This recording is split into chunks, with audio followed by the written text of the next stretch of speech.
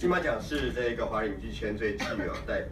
指标性的殊荣啊，历年来都有来自于世界各地的这个华语电影人参与相关的评审共同成就这项荣耀。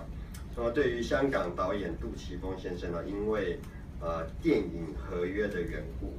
辞去担任本届金马奖评审团主席的这个职位我们感到非常的遗憾。台湾是一个民主、自由、文化多元的一个社会，在这样的环境里面，台湾的电影创意可以自由的发挥，多元的观点也可以受到尊重与包容我们这样的一个包容多元的创作环境，我们对于电影工作者的一个创作自由的尊重，这是让金马奖成为所有华语电影工作者他所尊重，那么这个国际的奖项。那我们呼吁大陆停止以政治的因素来干扰影视文化交流，那么让两岸跟海外的华语电影工作者能够借着金马奖这样的一个平台，分享彼此电影创作的一个成果。谢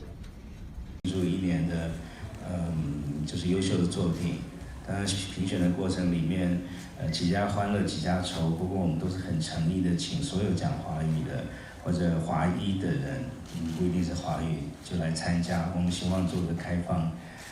尽量的公正公平的这样一个平台。我觉得年年举办其实非常的好，它也本身有一个品质在那边，这在华语区是非常难得，大家心里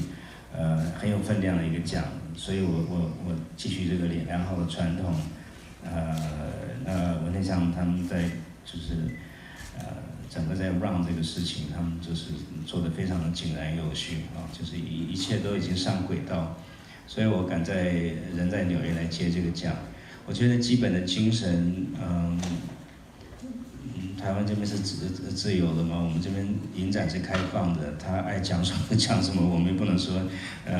你不能讲什么你怎么样，所以不管怎么样，大家都是我们的客人。包括本地的、外地的，他只要来金马奖，我们希望就艺术论艺术，我也不希望有任何的政治事件或者其他的东西来干扰。我觉得艺术是很纯粹的，我希望大家能够尊重这一点。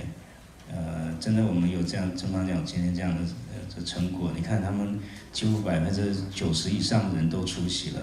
在华语区没有一个影展可以这样子，所以大家心里是有分量的。请大家给电影人一种尊重，